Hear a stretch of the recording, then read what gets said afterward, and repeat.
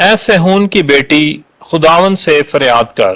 ہمارے لیے آج کی پہلی تلاوت ارمیا نبی کے مرثیے، اس کا دوسرا باب، اس کی دوسری آیت 10ویں سے 14ویں اور 18ویں سے 19ویں آیت مقدسہ۔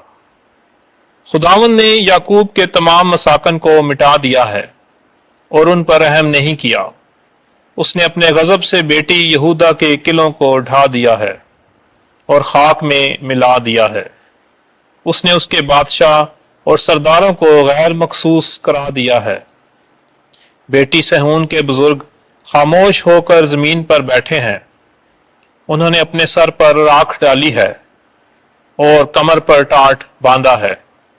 یروشلم کی کنواریاں زمین تک اپنے سر جھکائے ہیں۔ میری آنکھیں آنسو بہا بہا کر دھندلا گئی ہیں۔ میرا باطن جوش مارتا ہے۔ میری امت کی بیٹی کی چوٹ کے سبب میرا جگر زمین پر بہہ گیا ہے۔ جبکہ بچہ اور شیرخوار قصبے کے کوچوں میں غش کھاتے ہیں۔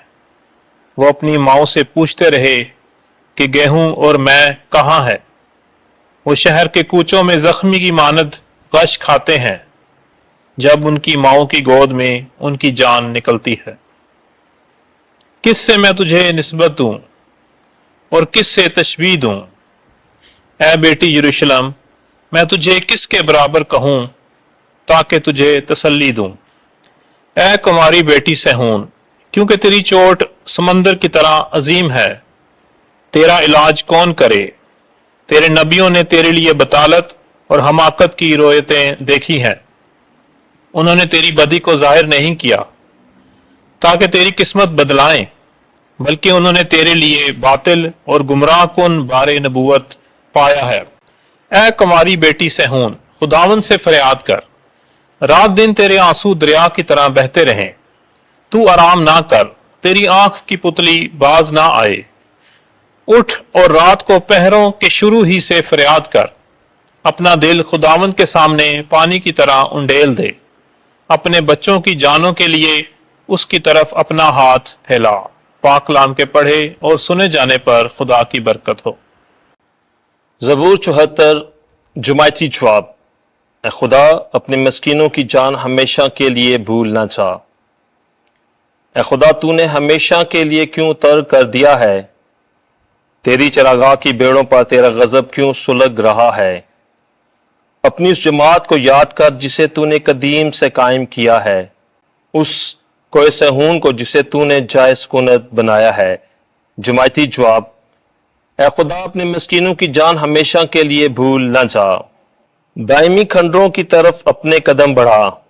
دشمن نے مقدس میں سب کچھ تباہ کر چھوڑا ہے۔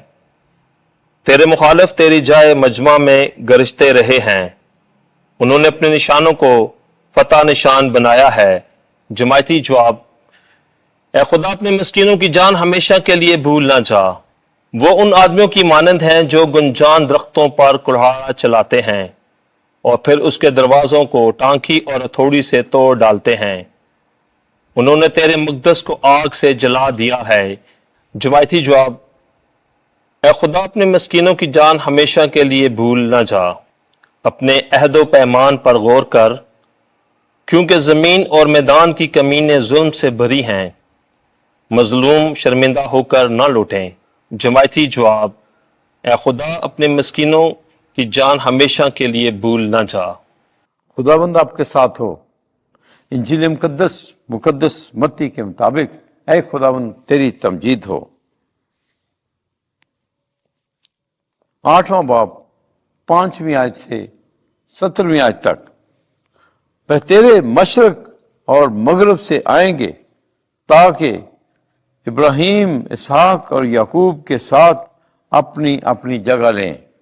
ایک دن جب یسوع کفرنہوم میں داخل ہوا تو ایک صوبہ دار اس کے پاس آیا اور اس کی منت کر کے کہا، اے خداوند، میرا غلام گھر میں فالج سے بیمار پڑا ہے اور نہایت تکلیف میں ہے۔ یسوع نے اس سے کہا، میں آؤں گا اور اسے اچھا کروں گا۔ تو صوبہ دار نے جواب میں کہا، اے خداوند، میں اس لائق نہیں کہ تو میری چھت کے نیچے آئے مگر صرف بات ہی کہہ دے تو میرا غلام اچھا ہو جائے گا، کیونکہ میں بھی آدمی ہوں جو دوسرے کے اختیار میں ہوں، اور سپاہی میرے متحد ہیں۔ میں ایک سے کہتا ہوں جا تو وہ جاتا ہے، اور دوسرے سے کہ آ تو وہ آتا ہے، اور اپنے غلام سے کہ یہ کر تو وہ کرتا ہے۔ یسوع نے یہ سن کر تعجب کیا اور ان سے جو اس کے پیچھے ہو لیے تھے کہا، میں تم سے سچ کہتا ہوں کہ میں نے اتنا بڑا ایمان اسرائیل میں بھی نہیں پایا۔ اور میں تم سے کہتا ہوں کہ تیرے مشرق اور مغرب سے آئیں گے اور ابراہیم اور اسحاق اور یعقوب کے ساتھ آسمان کی بادشاہی کی ضیافت میں شریک ہوں گے، مگر بادشاہی کے فرزند باہر کے اندھیرے میں ڈالے جائیں گے، وہاں رونا اور دانتوں کا پسنا ہوگا۔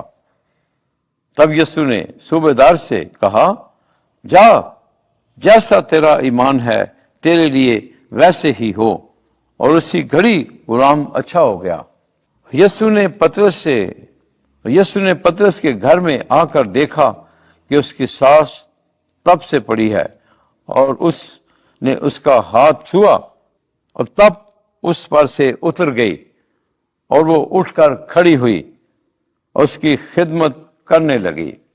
جب شام ہوئی تو بہتریا سیب زدوں کو اس کے پاس لائے، اور اس نے بات ہی سے بدروحوں کو نکال دیا، اور سب کو جو بیمار تھے اچھا کیا، تاکہ جو اشعیاء نبی کی معرفت کہا گیا تھا وہ پورا ہو کہ اس نے آپ ہماری کمزوریاں لے لیں اور بیماریاں اٹھا لیں۔ انجیل مقدس کے وسیلے سے ہمارے گناہ معاف کیے جائیں۔ اے مسیح تیری ستائش ہو۔